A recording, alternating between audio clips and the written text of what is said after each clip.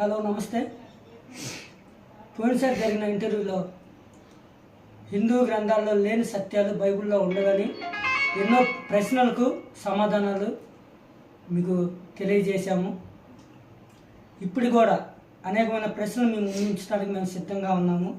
వాటిని మనతో చర్చించడానికి, వాటికి సమాధానాలను అందించడానికి మరలా బ్రదర్ స్టీఫెన్ రాజు గారు, బ్రదర్ జాషరాజు గారు మన ముందుకు వచ్చారు. Praise Lord brother. Praise Lord brother. Praise Lord. Praise Lord. Praise Lord. మరి యేసుక్రీస్తుని నమ్మకపోతే నరకమేనా? ఆయన అంత కోపిష్ట, నిజంగానే ఆయన నమ్ముకోకపోతే నిజంగానే నరకంలో వేస్తాడా? దీనికి మీ సమాధానం ఏమని చెప్పాలనుకుంటున్నారు? మంచి ప్రశ్న వేశారండి. మత ఉన్మాదులు,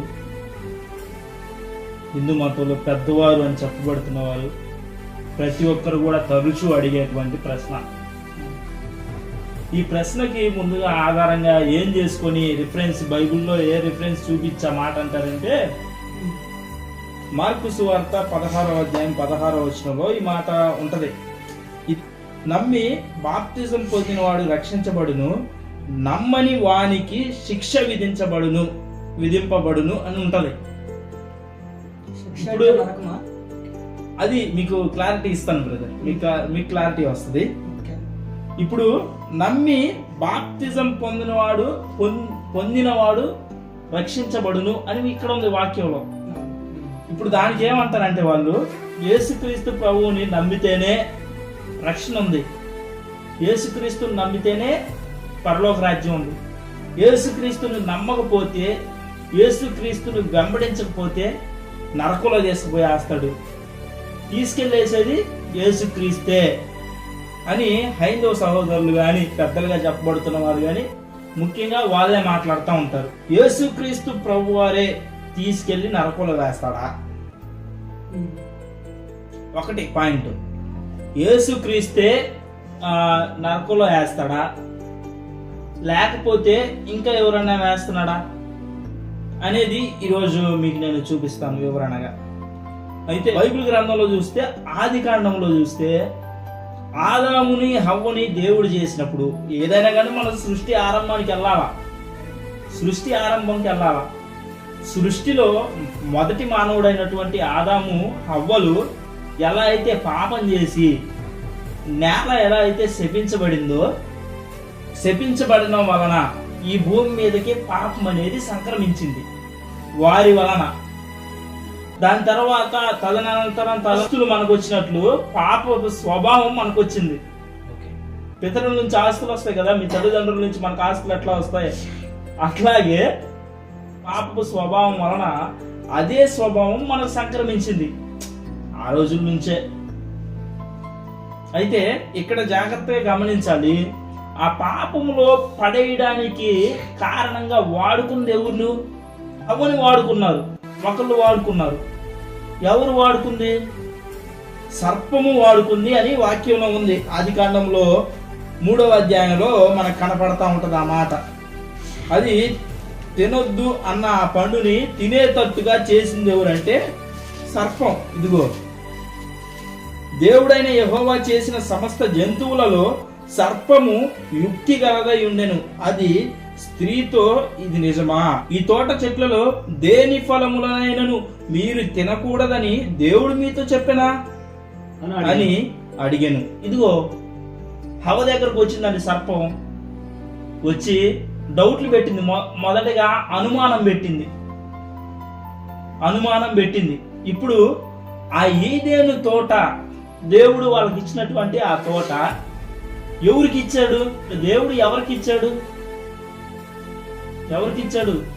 ఆదాముకి హవ్వలకి ఇచ్చేశాడు ఆ భూమిని, ఎయిదర్ ఆ యొక్క ఏదేను తోటని ఇచ్చినప్పుడు ఈ స్త్రీ తీసుకెళ్లి ఆ తినొద్దన్న పండుని తిని, ఆ తినొద్దన్నటువంటి ఆ చేయొద్దన్న పనిని చేయడం వలన ఈ యొక్క ఆ భూమిని, ఆ యొక్క దేవుని మాటని కాలదన్ని వాళ్ళకున్నటువంటి సర్వ అధికారాన్ని, భూమిని మొత్తం కూడా తీసుకెళ్లి సాతాను చేతులకి ఇట్లా అప్పచెప్పారు.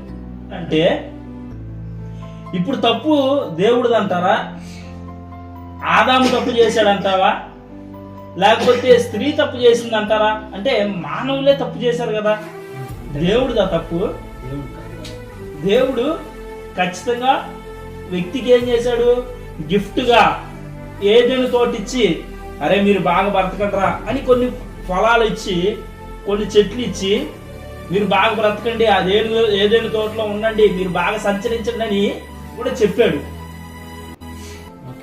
కానీ అవ్వ ఏం చేసిందంటే ఆ యొక్క యుక్తం కలిగినటువంటి పాము మాయలో పడి, సర్పం మాయలో పడి ఏం చేసిందంటే తినొద్దన్న పండుని తినేసింది. ఇక అక్కడ వచ్చింది పాపము. అంటే తప్పు మానవులది, దేవుడిది తప్పు కాదు.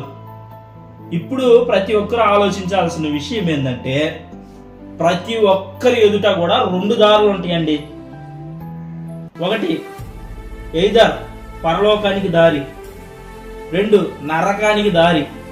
మరి చనిపోయిన తర్వాత ఎక్కడికో చోటకి పోవాలిగా, మరి అటు వెళ్తే పరలోకం వెళ్ళాలా లేకపోతే నరకం వెళ్ళాలా? ప్రతి ఒక్కదానికి కూడా తీర్పు ఉంటుంది ఏది చనిపోయిన తర్వాత. ఫర్ ఎగ్జాంపుల్ యేసుక్రీస్తు ఇటు కూర్చున్నాడండి, సాతాను ఇటు కూర్చున్నాడు. అయితే భూమి మీద జీవించినప్పుడు యేసుని తన సొంత రక్షకునిగా అంగీకరించినటువంటి వ్యక్తి ఇటు వెళ్తాడు, దేవుని దగ్గరికి వెళ్తాడు, ఆయన తీసుకొని వెళ్తాడు. యేసుని సొంత రక్షకుడిగా అంగీకరించినటువంటి వ్యక్తులు సాతాను తీసుకొని పోతాడు. ఈయనకి అధికారం లేదు. అర్థమైందా? నా మాట జాగ్రత్తగా ఆలకించాలా. ఇప్పుడు ఈయన నా దగ్గరకు వచ్చాడు అనుకోండి, ఇతని మీద అధికారం నాకుంటది. అర్థమైందా మీకు? ఇతను నీ దగ్గరకు వస్తాను అన్నాడు అనుకో, ఇతనికి ఏదో ఎవరికి అధికారం ఉంటది? నీకు అధికారం ఉంటది. నీకు అర్థమవుతుంది నా మాట? అది ఇతనికి అధికారం నీకుంటది ఇతని మీద. ఒకవేళ ఇతను నీ దగ్గరకు వస్తానంటే, పోనీ ఇతను నా దగ్గరకు వస్తానంటే ఇతని మీద అధికారం నాకుంటది. ఇప్పుడు ఏదైనా పర్సన్ లో ఉందా, దేవునిలో ఉందా? పర్సన్ లో ఉంది కదా. ఇప్పుడు కొంతమంది పెద్దలు ఏమంటున్నారు, దేవుడు తీసుకెళ్ళి నరకంలో వేస్తాడు, దేవుడు తీసుకెళ్ళి నరకంలో వేస్తాడు. మీ దేవుడు చిన్నపిల్లలను వదిలిపెట్టడు, మీ దేవుడు పెద్దోళ్ళని వదిలిపెట్టడు, మీ దేవుడు ముసలోళ్ళని వదిలిపెట్టడు, మీ దేవుడు పాపులను వదిలిపెట్టడు, మీ దేవుడిని ఎప్పుడు వదిలిపెట్టాడు అంటారు ఉంటారు.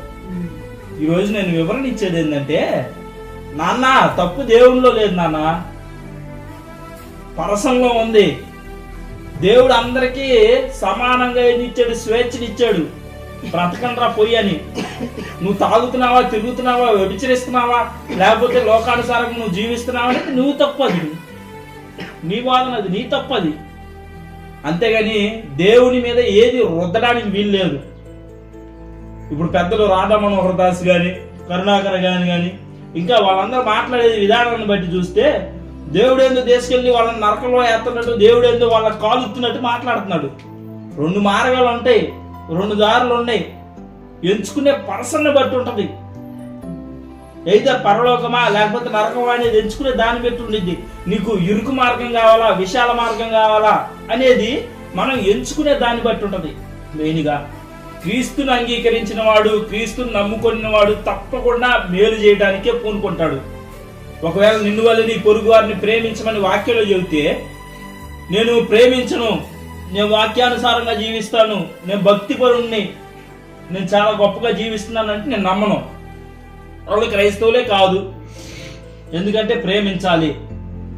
మన దేవుడు ప్రేమామయుడు, మన దేవుడు సంపన్నుడు, మన దేవుడు జాలి కలిగిన వాడు. 2 దారులు ఉన్నాయండి. ఈ 2 దారుల్లో ఎంచుకునే దారి ఏదంటే పరలోకమా నరకమా అనేది నువ్వు ఎంచుకోవాలి. అది ఒకటి. అధికారాన్ని బట్టి నువ్వు ఎవరిని అధికారులుగా ఎన్నుకున్నావు? సాతాను నువ్వు ఎన్నుకున్నావా, దేవుని నువ్వు ఎన్నుకున్నావా? ఈ బైబిల్ ప్రకారం బట్టి చెబితే, ఈ బైబిల్ బట్టి చేస్తే, ఈ బైబిల్ అనేది దేవుడు అండి. వాక్యమే దేవుడు అని చెప్తుంది కాబట్టి బైబిల్ దేవుడు. ఇందులో ఉన్న లిమిటేషన్స్, ఇందులో ఉన్నటువంటి బోర్డర్స్ ప్రకారం, ఇందులో ఉన్నటువంటి షరతుల ప్రకారం జీవిస్తే పరలోకం. ఇది కాదని ఇంకేది బట్టి నువ్వు జీవించినా కూడా నీకు నరకం. నీకు అధికారి సాతానే. రామాయణం భగవద్గీత ఇక ఏదైనా కానండి, ఇక దాంతో మాకు సంబంధం లేదు. మాకు బైబులే ప్రాముఖ్యం. పొద్దున ఒక వీడియో చూసా, రాధా మనోహర్ దాస్ గారు మాట్లాడుతూ 40 మంది తాగుబోతులు రాశారు బైబుల్ అన్నాడు. చూసా వీడియో. రాధా మనోహర్ దాస్ గారు 40 మంది తాగుబోతులు కలిసి రాశారు అన్నాడు. ఆ మాట ఎట్టన్నాడో నాకు అర్థం కాల. ఇప్పుడు నేను ఒక మాట మాట్లాడతాను. వాల్మీకి ఎవరు? రామాయణం రాసిన వాల్మీకి. రామాయణం రాసినటువంటి వాల్మీకి దొంగ. అతను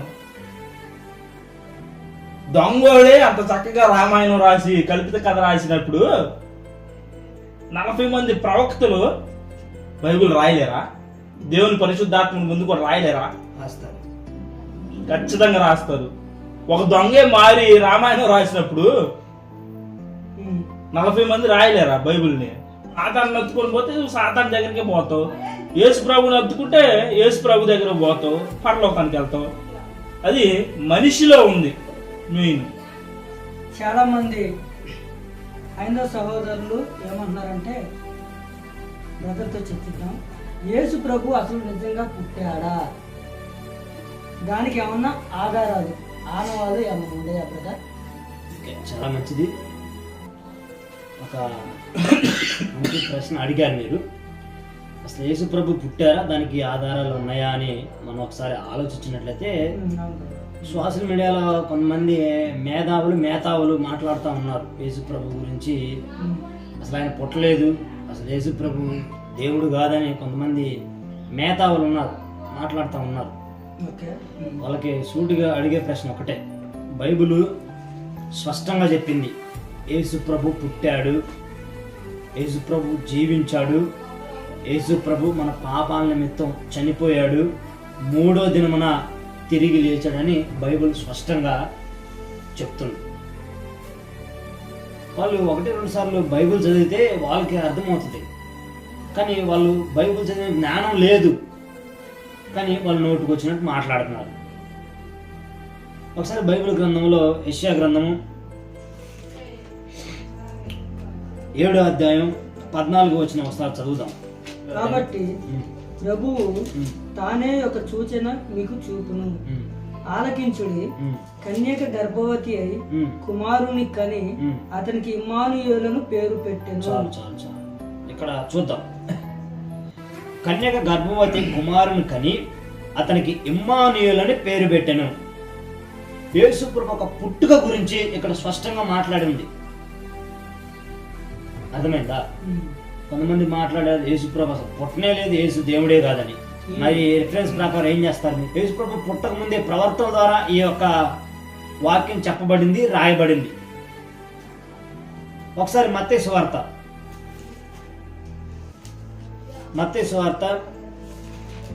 1వ అధ్యాయం 18వ వచనం.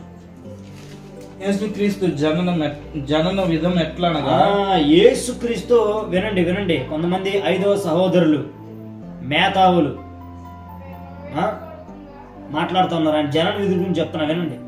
యేసుక్రీస్తు జనన విధం ఎట్లనగా, ఆయన తల్లి అయిన మరియ యోసేపునకు ప్రదానము చేయబడిన తరువాత వారేకము కాకమునుపు ఆమె పరిశుద్ధాత్మ వలన గర్భవతిగా ఉండెను. పరిశుద్ధాత్మ వలన గర్భవతిగా ఉండెను.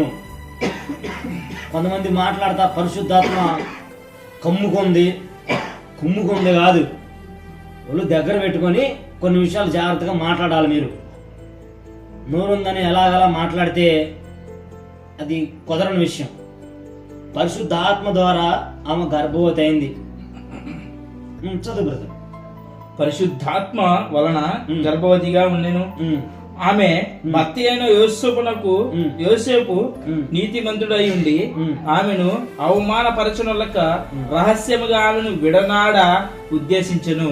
అతడు ఈ సంగతులు గూర్చి ఆలోచించుచుండగా, ఇదిగో ప్రభు దూత స్వప్నమందు అతనికి ప్రత్యక్షమై, దావీదు కుమారుడైన యోసేపు, నీ భార్య అయిన మరియను చేర్చుకొనుటకు భయపడకుము, ఆమె గర్భము ధరించినది పరిశుద్ధాత్మ వలన కలిగినది.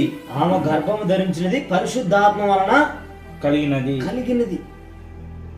కొంతమంది మాట్లాడుతూ ఉన్నారు, యేసుప్రభు అసలు ఎలా పుట్టాడు, అసలు పుట్టనే లేదు, ఆధారం లేవని. మరి బైబిల్ కంఠపదంగా చెప్తుంది, యేసుప్రభు పుట్టుక గురించి స్పష్టంగా చెప్పింది. మరి దీనికి మరి వాళ్ళు సమాధానం ఇవ్వాలి. మరి కొంతమంది 5వ సహోదరులు ఉన్నారు, వాళ్ళకు కూడా ప్రేమపూర్వకంగా చెప్తున్నాను, యేసుప్రభు పుట్టుక గురించి బైబిల్ గ్రంథంలో మత్తయి సువార్త 1వ అధ్యాయం 18వ వచనం ప్రకారం యేసుప్రభు యొక్క జనన విధి గురించి మాట్లాడారు. అక్కడ ఏమంటారు మరి మీరు?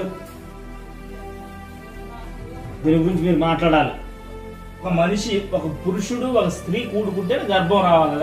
అవును, స్త్రీ పురుషుడు పరిశుద్ధాత్మ ఆమెతో అలా ప్రవర్తించిందా? అలా ప్రవర్తించడానికి జరగని విషయం అది. ప్రవర్తించడానికి వీలు లేదు. ఎట్లా మాట్లాడతారంటే పరిశుద్ధాత్మ వలన గర్భం ధరించిందంటే పరిశుద్ధాత్మ మరైనేదో చేశాడు? లేదు, కాదు. మరైనేదో మీరు అనుకుంటున్న నీచమైనటువంటి తుచ్చమైనటువంటి ఆలోచన, వక్ర బుద్ధి కలిగినటువంటి వంకర బుద్ధి అయినటువంటి ఆలోచనలు మీకుంటాయి కదా, కొన్ని ఆలోచనలు బట్టి అదేమన్నా శరీరం కలిగిందా? స్త్రీతో పాపం చేయడానికి, స్త్రీతో అట్లా నడుచుకోవడానికి అది ఆత్మ. ప్రత్యేకమైన కొన్ని విషయాల గురించి మనం మాట్లాడుకోవాలంటే ప్రత్యేకంగా బైబిల్ ప్రకారం యేసు యొక్క పుట్టుక గురించి మీకు అందింది స్పష్టంగా. అదేవిధంగా లూకాసు వార్త 2వ అధ్యాయం 11వ వచనం కూడా చూడండి, రక్షకుడు మీ కొరకు పుట్టి ఉన్నాడని అక్కడ రాసి ఉంది. అంటే రక్షకుడు అంటే యేసు, మా కొరకు అందరి కోసం పంపబడిన యేసు ప్రభు. అర్థమైందా? ఈ యేసు ప్రభు యొక్క లక్షణాలు కానీ పోలికలు కానీ స్పష్టంగా ఉన్నాయి. ఋగ్వేదం 10వ మండలం 90వ పుస్తకంలో అసలు తొలత జన్మించిన ఆది సంభూతుడు యజ్ఞమయ్యాడని రాయించి ఉంది. మరి దీనికి మీ సమాధానం ఏమంటారు? అలాగే శుక్ల యజుర్వేద సంహితలో 23వ అధ్యాయం 17వ మంత్రంలో అగ్ని పశువయుండును యజ్ఞమందు ఆహుతించబడి తిరిగి లేచి భూలోకనకు అధిపతి అయ్యాడంట. దీన్ని ఏం చేస్తారు మీరు? మీ గ్రంథాల్లోనే ఉంది. యేసుప్రభు ఒక పోలిక గురించి స్పష్టంగా రాసి ఉన్నాయి. ఈ యేసుప్రభులు నెరవేర్చబడ్డాయి. అధర్వేదియ గోవద పేజీ నెంబర్ 41లో ఈ శ్లోకం ఉంది. చత్వార సృగ్నత్రయో అస్య పాదద్వే శీర్షే సప్త హస్తాసో అస్య త్రిదాబద్ధో ఋషభో రోరరీతి మహోదేవో మత్యాం ఆవివేశ ఇతి. దాని అర్థమేందో చెప్పమని మనల్ని చెప్పండి. మరి ఇప్పుడు ప్రత్యేకంగా ఆలోచిద్దాం. లాస్ట్ పాయింట్ గా వేద పురుషులు 7 యజ్ఞాలు జరిగించారండి. 7 యజ్ఞాలు జరిగించాడు. ఆ 7 యజ్ఞాలు అజావేదంలో స్పష్టంగా రాసి ఉంచాడు. ఏంటి? యేసు యొక్క సిలువ త్యాగాన్ని స్పష్టంగా రాసి ఉంచాడు. యేసు ప్రభు పుట్టాడు, మన మానవుల కోసం సిలువనికి మరణిస్తాడని స్పష్టంగా అజావేదంలో రాసి ఉంచారు. మరి దాని గురించి వాళ్ళు ఏం మాట్లాడతారు? దాని గురించి వాళ్ళు ఏం వివరణ ఇస్తారు? తెలియపరచాలి ఇవన్నీ మాకు. వాళ్ళ గ్రంథాల్లోనే యేసు పోలికలు ఉన్నాయి కదా. మరి యేసు పోలికలు ఉన్నాయి, యేసు లేడు. యేసు పోలికలు ఉన్నాయి. దానికి దీనికి చాలా తేడాలు ఉన్నాయి. ఆ రోజుల్లో పోలికలు కనుక్కున్నాడు కానీ అప్పటికి యేసు నామం బయలుపడలేదు. యేసు అంటే తెలియదు వాళ్ళకి, పురుషులకి, వేద ఋషులకి. సో దానివల్ల ఏం జరిగిందంటే యేసు అనే ఒక పేరు తెలియదు, పోలికలు కనిపెట్టారు వాళ్ళు. అది అర్థమైందా? చరిత్ర ఆధారాలు చూసుకుంటే ఎన్నో ఆధారాలు ఉన్నాయి. ఇజ్రాయెల్ అలమను తోమా మన దేశానికి వచ్చాడు రక్షించడానికి. సెయింట్ థామస్ అని ఆయన పేరు. థామస్ సెయింట్ థామస్ అపోస్తుడైన తోమా మన దేశానికి వచ్చాడు. సమాధి కూడా ఉంది. మరి మాట్లాడతారు కొంతమంది ఆధారాలు లేవు అని. ఎడెందుకుంటాయి? ఆయన పుట్టిన చోట ఉంటాయి ఆధారాలు. నీ రాముడు ఇక్కడ పుట్టాడు, నీ రాముడు ఇక్కడ ఉన్నాడు కాబట్టి నువ్వు ఆధారాలు ఉంటాయి. నువ్వు ఆధారాలు చూపించు. ఇక్కడ ఇజ్రాయెల్ బాగా పరిగెత్తుదాం ఉంటాయి ఆధారాలు. 100 ఉన్నాయి. యోర్దాను నది ఉంది, ఎన్నో ఉన్నాయి, ఆడ చాలా ఉన్నాయి. ఇజ్రాయెల్ ప్రాంతానికి పిలబడుతుంది. యెరూషలేం పట్టణం ఉంది, నజరేతు వాడైనట్టు నజరేతు అనే ఊరు ఉంది. యేసుక్రీస్తు తిరిగినటువంటి యేసుక్రీస్తు కపాలం అనే స్థలంలో సిలువేయబడినటువంటి ఆనవాళ్ళు అక్కడ ఉన్నాయి. ఎక్కడున్నాయి? ఆడ ఏడ ఉపయోగం ఉంది? ఎక్కడుంది? ఎదుగో ఇదిగో బుదుగో అంటే ఇక్కడ ఉపయోగం ఏముంది? మరి పాఠ్య పుస్తకాల్లో కూడా రాయించి పెట్టింది కదా, అవును, క్రీస్తు శకం క్రీస్తు పూర్వం అని. మనోడు మారుతాడేమో లలిత్ మార్చి హిందూ పూర్వం హిందూ శకాలని, హిందూ పూర్వం కాకుండా రాముడి పూర్వం, రాముడి శకం మాట్లాడతాడేమో, కృష్ణుడి శాఖం మాట్లాడుకుంటాడేమో. మేము మాట్లాడతాం, మాకు వచ్చు, మేము తక్కువ తిన్నామా? పిహెచ్డి పొందే వాటిలో మాట్లాడాలంటే భయంకరంగా భయంకరంగా ఏదో ఈ బైబిల్ మాకు కొన్ని బోర్డర్స్ గీసి కొన్ని లిమిటేషన్స్ వేసి ఇలా చేస్తే తప్పు, ఇలా చేస్తే పాపం అని చెప్పి మమ్మల్ని కట్టి పడేసింది అంతే. ఈ బైబిల్ గ్రంథం ప్రకారంగా మేమేం మాట్లాడకుండా ఉన్నాం. గ్రంథాన్ని చేత పట్టాం కాబట్టి మేమేం మాట్లాడలేకపోతున్నాం. ఈ గ్రంథం మా దగ్గర, ఈ గ్రంథంలో కానీ మాకు లిమిటేషన్స్ లేకుండా మేము బూతులు మాట్లాడడానికి మాకు ఇచ్చినట్టే ఈ పాటికి భయంకరంగా తిట్టేవాళ్ళం. చెవులో మిట్టి రక్తాలు కూడా వస్తాయి. అంతే, ఎంతకి మాట్లాడాలి? నోరు ఉందని చెప్పి తుత్తల మాటలు మాట్లాడడం, బూతులు తిట్టడం ఎంతసేపు బ్రదర్? అంతే బ్రదర్. ఏమన్నా ఆపుతారా? ఎవరన్నా ఎంతసేపు గబగబ తిట్టడం, గబగబలా మాట్లాడడం ఎవడన్నా ఆపుతాడా? నువ్వు కూడా ఆపడం. Thank you. Thank you. ఇంతటితో ఈ ఇంటర్వ్యూ ముగిసింది.